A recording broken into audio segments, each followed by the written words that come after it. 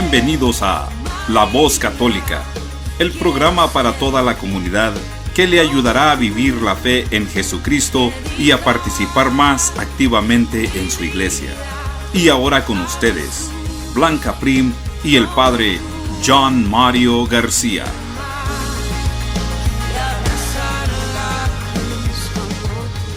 Buenos días, queridos hermanos y hermanas. Como cada domingo, les damos la bienvenida a su programa La Voz Católica. Los saludan Blanca Prim y el Padre John Mario García. Muy buenos días, Blanca, y buenos días a todos ustedes, queridos oyentes. Los saludamos con gran alegría y les agradecemos por permitirnos acompañarlos a ustedes en donde quiera que se encuentren en este momento. Bienvenidos a La Voz Católica. Padre John Mario, qué rápido pasa el tiempo. Parece que fue ayer que estábamos en Navidad y ahora hemos entrado a otro tiempo litúrgico que la Iglesia nos regala, el tiempo de la Cuaresma. Más adelante en el programa estaremos profundizando en cómo vivir la Cuaresma, tratando varios temas importantes sobre este tiempo. También hablaremos sobre el papel que juegan los ángeles en nuestra vida, así que quédense con nosotros. Qué bien y qué bonito poder comenzar en el nombre del Padre, del Hijo y del Espíritu Santo. Amén. Pongámonos hoy en las manos del Señor y quiero que esta mañana podamos orar con la oración de San Francisco, que él mismo compuso en honor al cántico de las criaturas. Alabado seas por toda criatura, mi Señor, y en especial alabado por el hermano Sol, que alumbra y abre el día, y es bello en su esplendor, y lleva por los cielos noticia de su autor, y por la hermana agua preciosa de su candor, que es útil, casta, humilde, alabado mi Señor, y por la hermana tierra, que es toda bendición, la hermana madre tierra, que da en toda ocasión las hierbas y los frutos y flores de color, y nos sustenta y rige, alabado mi Señor. Servirle con ternura y humilde corazón, agradeced sus dones, cantad su creación, las criaturas todas, alabad a mi Señor. Amén. Hermanos, vamos a reflexionar nuestro evangelio. Recordemos que este domingo es el primer domingo de Cuaresma, que nos introduce a este tiempo especial de preparación. Lectura del Evangelio de San Marcos, capítulo 1, versículo del 12 al 15. En aquel tiempo, el Espíritu impulsó a Jesús a retirarse al desierto, donde permaneció 40 días y fue tentado por Satanás. Vivió allí entre animales salvajes y los ángeles le servían. Después de que arrestaron a Juan el Bautista, Jesús se fue a Galilea para predicar el Evangelio de Dios y decía: se ha cumplido el tiempo y el reino de Dios ya está cerca. Arrepiéntanse y crean en el Evangelio. Palabra del Señor. Gloria a ti, Señor Jesús. Queridos hermanos, ahora vamos a reflexionar nuestro Evangelio de hoy. Empezamos, como les decía, el primer domingo de la Cuaresma. En este Evangelio nos presenta las tentaciones de Jesús en el desierto, relatadas por el evangelista Marcos. El escrito de Marcos es el más breve de las tentaciones, a diferencia de Mateo y Lucas. Después, estas predicaciones o estas tentaciones nos las da después de la predicación del Bautista. Marcos resumirá su mensaje con estas palabras: el tiempo se ha cumplido y el reino de Dios está cerca. Conviértanse y crean en el Evangelio. Tres son los temas que aparecen en el Evangelio de hoy, tomando la reflexión del Papa Francisco. Primero, las tentaciones. El Espíritu lo empuja a él en el desierto, permanece en el desierto por 40 días y en ese tiempo es tentado por Satanás. El segundo momento es que la proclamación del Evangelio, la buena noticia, dice: después de que Juan fue entregado, marchó Jesús a Galilea y proclamaba la buena noticia de Dios. Y en el tercer momento nos habla de la invitación a la conversión. El tiempo se ha cumplido, el reino de Dios está cerca, conviértanse y crean en el Evangelio. La respuesta a esta invitación se expresa en dos actitudes: la conversión y la fe. La conversión significa tomar otra dirección, cambiar de rumbo, cambiar de camino, no quedarse en el mismo lugar de confort, esforzarse en ser lo que se debe ser. Eso significa la conversión. Y la segunda respuesta es la fe. La fe es el lado positivo de la conversión. Es entregarse plenamente a la voluntad de Dios, la apertura y disposición a escucharlo, fiarse de Él solamente. Jesús, con su condición de Mesías, nos muestra a nosotros que es el Hijo de Dios y no separa la historia humana de la parte divina. Por eso Jesús nos muestra que Él también sufre pruebas y también pasa sufrimientos. Jesús, como hombre, tiene que vivir todas las pruebas que también nosotros tenemos que vivir, a las que Él fue sometido también en el desierto. y que nosotros también somos sometidos en nuestro desierto de la vida. Pero ¿en qué consisten las pruebas? Marcos, a diferencia de los demás evangelistas como Mateo y Lucas, que sí señalan cuáles son esas pruebas, por ejemplo, cuando dice, si eres el Hijo de Dios, di que estas piedras se conviertan en panes, o si eres el Hijo de Dios, todo esto te lo daré si te postras y me adoras. Nos da respuesta. Pero, mientras que el Evangelio de Marcos no da respuesta, sino que intentará darla a lo largo de todo el Evangelio, porque de alguna manera para Marcos la tentación se prolongará durante toda la vida de Jesús, como la tentación también se prolonga durante toda nuestra vida. Y Jesús tendrá que luchar constantemente contra esas tentaciones, como también nosotros lo hacemos en nuestra vida. Jesús en Marcos, frente a este esquema clásico del Evangelio de Mateo y Lucas, siguen esquemas diferentes, ¿no? Marcos expresa el esplendor y la gloria de Dios, pero también Marcos nos muestra la profunda debilidad y la prueba y el sufrimiento, es decir, hace énfasis en el rasgo meramente humano de Jesús. Escuchamos entonces en Marcos un discurso que reta al mismo Dios. Es el discurso que va a seguir existiendo siempre y que existe hoy en día. Por ejemplo, hay mucha gente que mantiene ese discurso. Si Dios existe, ¿por qué permite la guerra? ¿Por qué hay sufrimiento? Si Dios existe, ¿por qué ha permitido que muriera mi hijo, mi madre, mi padre, o que yo tenga esta enfermedad? ¿Por qué está esta catástrofe? Etcétera, etcétera. Con tantas otras muchas preguntas y palabras, constantemente nosotros también estamos retando a Dios. Jesús nos enseña a enfrentarnos a este tipo de retos. El Evangelio lo hace de una manera muy especial, y es que durante todo el recorrido de la vida nosotros estamos expuestos a la tentación, y por eso el ayuno, la oración, la palabra de Dios dentro del Evangelio de Marcos tiene una gran relevancia para poder vencer estas tentaciones.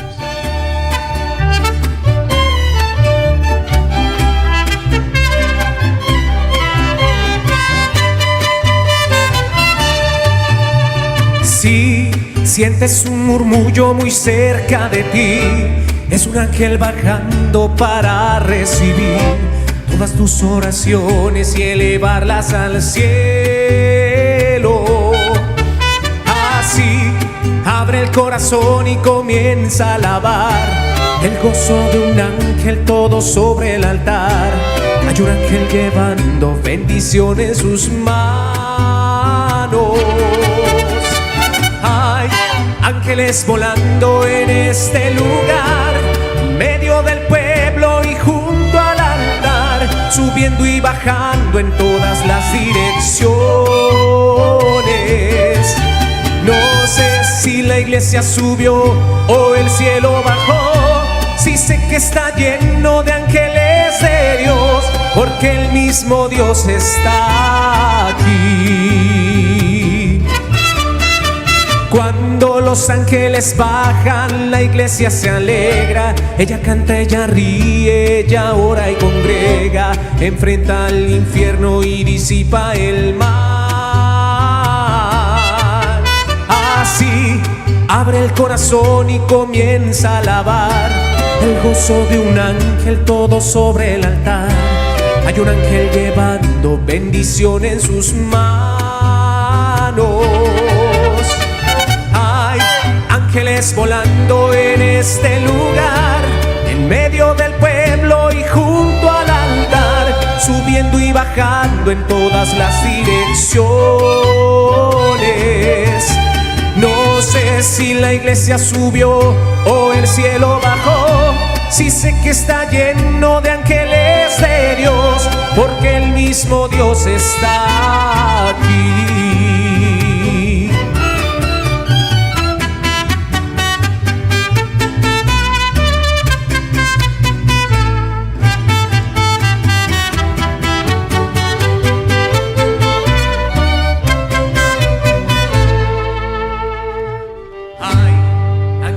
Volando en ese lugar, en medio del pueblo y junto al altar, subiendo y bajando en todas las direcciones.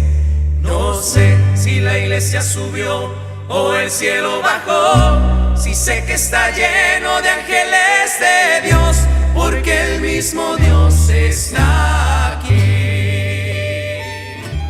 Escuchábamos Hay ángeles volando de Mariachi Así es México. Creo que intenta expresar la grandeza del misterio de la misa en la que la iglesia en la tierra y el cielo se unen para celebrar el sacrificio de Cristo en el altar. Padre, He escuchado que en cada misa, aunque no los veamos, los ángeles están presentes con nosotros, y no solo ellos, sino toda la iglesia triunfante, nuestros hermanos y hermanas que gozan en el cielo. En el Evangelio escuchábamos que los ángeles servían a Jesucristo mientras estaba retirado en el desierto. Padre John Mario, ¿nos podría hablar de quiénes son los ángeles según la doctrina católica y cuál debe ser nuestra relación con ellos? Gracias, Blanca, por esta pregunta. Para poder responder a la pregunta de los ángeles, tenemos que acercarnos al Catecismo de la Iglesia Católica, numeral 325. Es importante saber que no podemos aceptar que existen, por ejemplo, los llamados angelólogos, que supuestamente se consideran expertos en los ángeles. Lo que sabemos nosotros de los ángeles es lo que encontramos en las Sagradas Escrituras. Y lo demás es invención humana. Por eso, hoy en día hay mucha confusión al respecto de este tema y es importante acercarnos a la doctrina fundamental de la Iglesia. Recordemos entonces que Dios es creador del cielo y de la tierra. Y como creador del cielo y de la tierra, crea seres para el cielo y seres para la tierra. Y nosotros sabemos por el libro de Génesis, por ejemplo, que el Señor creó en la tierra las criaturas, los animales, las cosas y también a los seres humanos. Pero también sabemos que el Señor, cuando creó el cielo, creó los seres espirituales que pertenecen al cielo. Por lo tanto, nosotros hablamos del mundo visible y del mundo invisible, que no es sensible o que no es visible a los sentidos humanos, pero que el hombre también puede sentirlos, pero con su espíritu, no con los sentidos humanos, porque también el hombre es espíritu. Los ángeles entonces son seres espirituales, no corporales, que las Sagradas Escrituras llaman habitualmente ángeles. Esto es una verdad de fe. Los ángeles, por ejemplo, nos dice San Agustín, dice, el nombre de ángel indica su oficio, no su naturaleza. Si preguntas por su naturaleza, te diré que es un espíritu. Si preguntas por lo que hace, te diré que es un ángel. Con todo su ser, los ángeles son servidores y mensajeros de Dios, porque contemplan constantemente el rostro del Padre que está en los cielos. Ellos son agentes de sus órdenes, atentos a su voz y a su palabra. Tengamos en cuenta que los ángeles tienen también voluntad e inteligencia. Son criaturas, por ejemplo, que tienen estas cualidades como la tienen los seres humanos.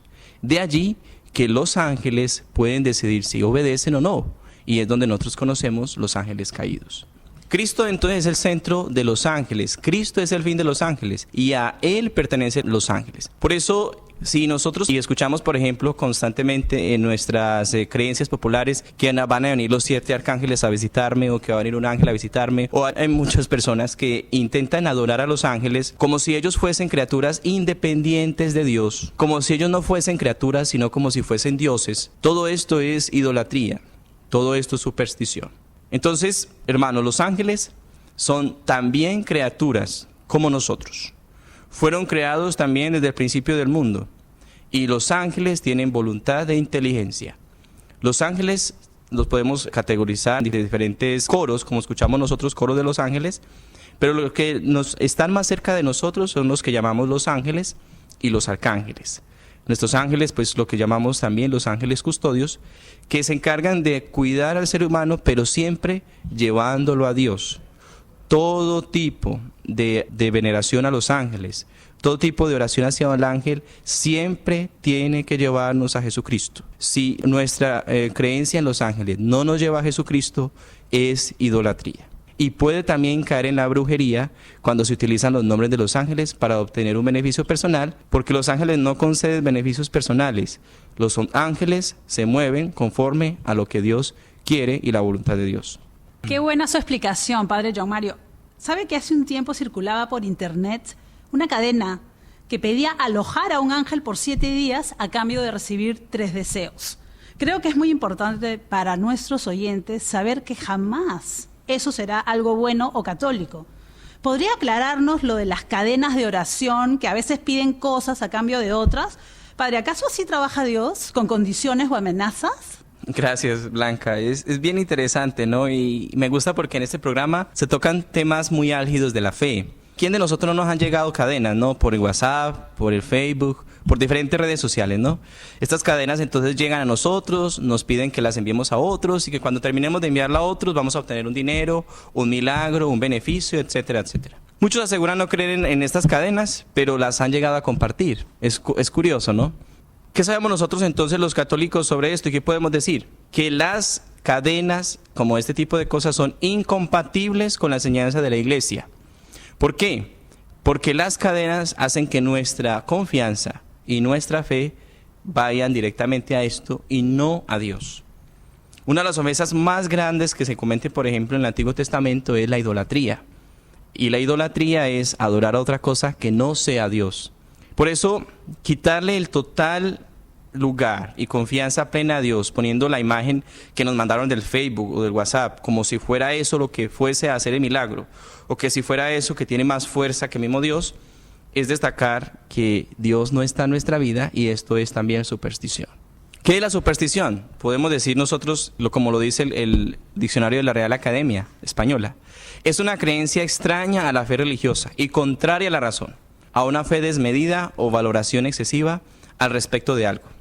Es decir, una superstición contraria a la fe. Por eso, la cadena de oración no tiene sentido cuando se pone la confianza en eso. Pero podemos nosotros decir que cuando le enviamos un mensaje a una persona, por favor, ore por esta intención, por favor, ore por este familiar, por favor, hagamos juntos oración para esta intención especial, para que Dios nos escuche, es solamente en ese sentido de la oración, de que nos lleve a la oración. Es decir, que nuestra mirada mire solamente a Dios, a Jesucristo. En ese sentido, tiene sentido enviar un mensaje de cadena por oración. Nosotros nunca hacemos con Dios un trueque, como usted lo decía al principio de la pregunta. Con Dios no se hace un trueque. Yo envío esto a tantas veces, yo envío esto otras veces, yo envío esto a tantas personas, o yo hago estas cosas para que usted me dé lo que yo quiero. Con Dios no es como un niño y el adulto al que usted de cierta manera puede manipular. Con Dios es lo que nos conviene, lo que es mejor, lo que realmente nos va a hacer más humanos, lo que realmente nos va a llevar a salvarnos. Dios nunca nos va a dar nada y nos va a aceptar nada que nos quite o nos limite la salvación. Por eso entonces todo tipo de cadena que no nos lleve a Dios es superstición. Padre, ahora retomando el tema de la Cuaresma, ¿nos podría decir qué características tiene este tiempo de la Cuaresma y cómo necesitamos vivirla para prepararnos bien para la Semana Santa?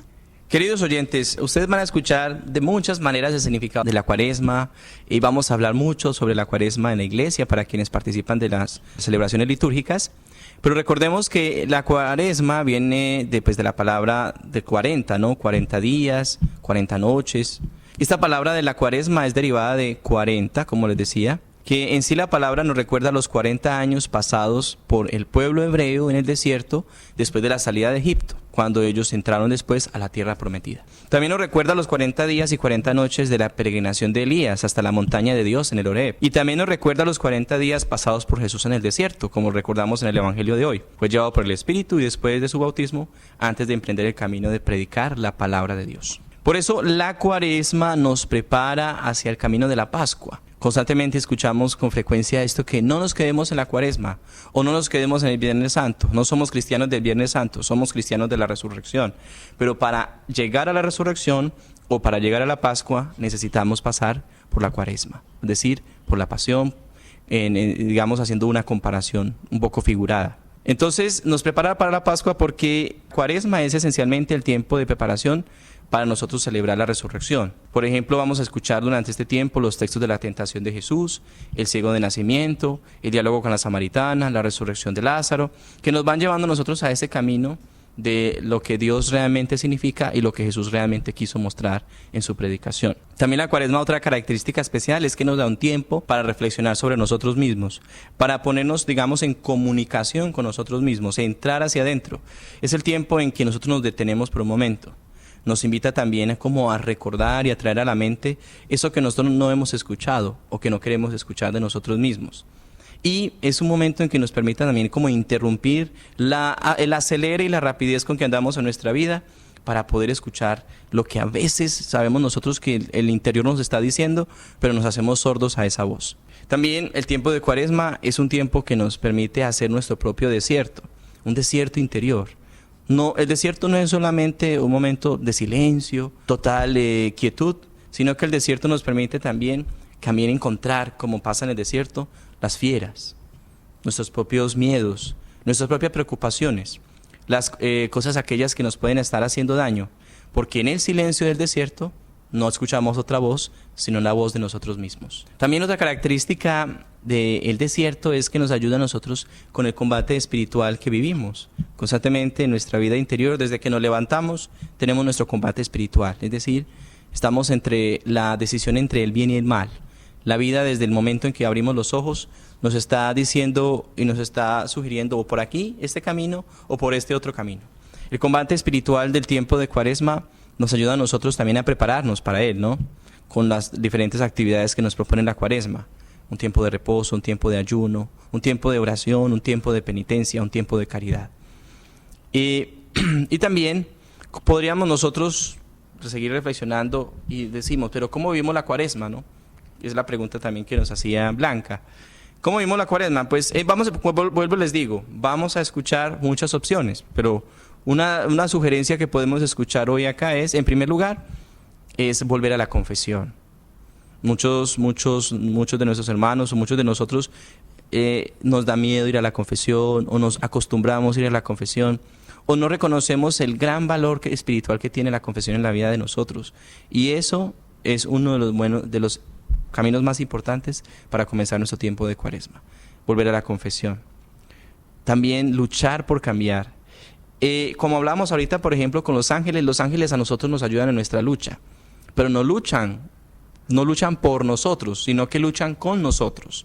El mundo espiritual lucha con nosotros, Dios lucha con nosotros, es decir, necesita de nuestra voluntad, necesita de nuestro deseo para que eso que nosotros estamos haciendo mal cambie. No estamos solos, pero también necesita de nosotros. Entonces este tiempo, otro elemento para vivirlo bien, pues es luchando por cambiar interiormente, proponiendo el cambio y haciendo sacrificios para eso.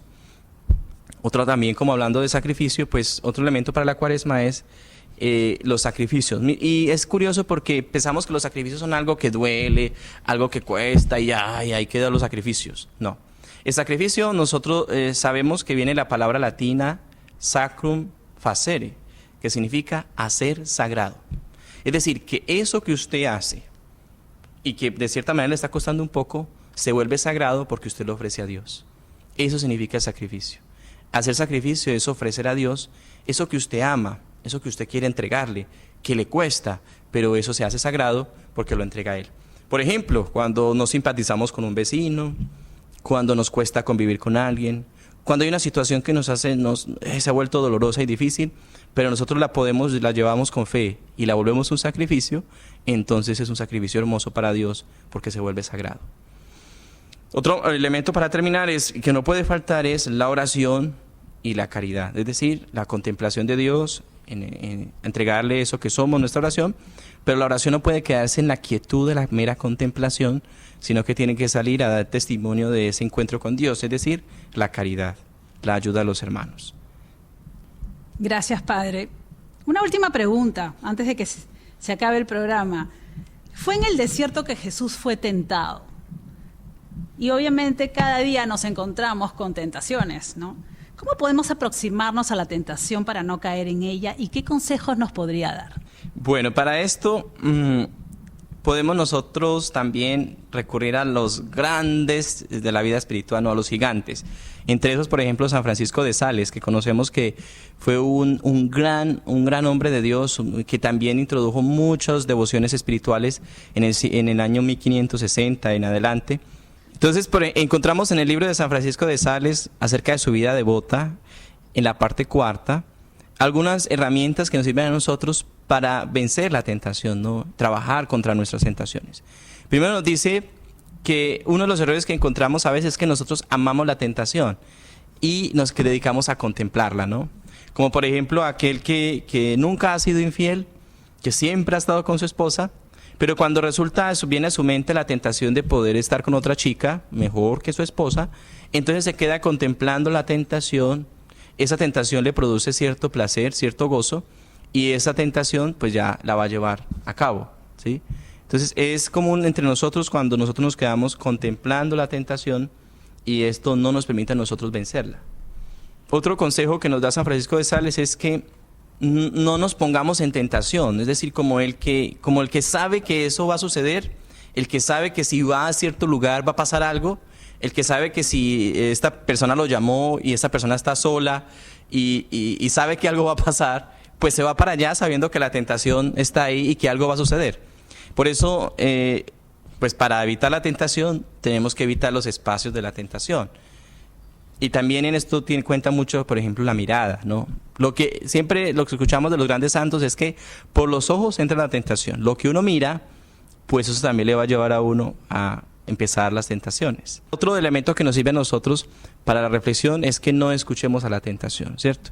Hay tentaciones que son más difíciles de vencer, que son las tentaciones grandes, y otras tentaciones menores, como dice San Francisco de Sales. Las tentaciones grandes a las que nosotros tenemos que luchar, necesitamos mucha más oración, ¿no? Necesitamos mucha más encuentro espiritual. Por eso nosotros conocemos que Jesús mantenía constantemente, por ejemplo, separándose a orar solo, ¿sí? A llenarse de la fuerza de la oración, porque había tentaciones más grandes que tenían que ser enfrentadas con una vida espiritual más grande, ¿no? Por eso nosotros, cuando tenemos tentaciones muy grandes en nuestra vida, pero nuestro nivel de oración es pequeño, pues no tenemos la suficiente fuerza para vencer esa tentación que se aproxima. En otro punto también, para terminar, es que no convertamos la tentación en una cuestión de voluntad. La tentación no es un tema de voluntad. Cuando un hombre está intentando superar cierto pecado en su vida, con frecuencia, como que se desconcierta, como que se desilusiona, porque pues ese pecado es un pecado y piensa que no va a poder vencerlo, ¿no? Pero nos demuestra que, cuando nosotros empezamos a reflexionar, nos demuestra que la tentación se diferencia del pecado, porque la tentación no es un pecado todavía realizado. La tentación es sencillamente, como hemos dicho, la prueba que viene a nosotros, pero cuando ya nosotros caemos en esa tentación es cuando se convierte en pecado. Por eso la tentación no es un tema de que mi voluntad fue más fuerte o mi voluntad fue más débil, no, sino que es un tema de bueno, ¿cómo voy a vencer esa tentación que viene a mí? Porque si una cosa es el pecado y otra cosa es la tentación. Les recordamos que en el tiempo de Cuaresma hay más horarios disponibles para confesarse en las diferentes parroquias de toda la diócesis. Y los invitamos a aprovechar este tiempo de gracia para recibir el perdón y reconciliarnos con el Señor. Para próximos eventos en nuestra diócesis, por favor visite nuestra página de internet dionox.org. Qué lástima, el tiempo se acabó. El próximo programa hablaremos sobre San José y el año que le ha dedicado el Papa Francisco y las gracias que podemos obtener en este tiempo especial. Gracias, amigos, por escucharnos el día de hoy en La Voz Católica. Gracias, amigos oyentes, gracias a todos ustedes. No olviden, como dice el Papa Francisco, de orar por él y orar por nosotros, los que de alguna u otra manera queremos evangelizar y llevar a través de estos medios la palabra de Dios a muchos de sus hogares y a muchos lugares del mundo. Oremos también especialmente por nuestros hermanos enfermos, por aquellos que están solos y abandonados, por nuestros hermanos que necesitan una palabra y una voz de aliento. Y desde aquí, desde este lugar de grabación, queremos enviarles la bendición. Que el Señor esté con ustedes, con tu espíritu. Y la bendición de Dios Todopoderoso, Padre, Hijo y Espíritu Santo, descienda sobre todos y los acompañe siempre. Amén. Los esperamos a todos en la misa dominical.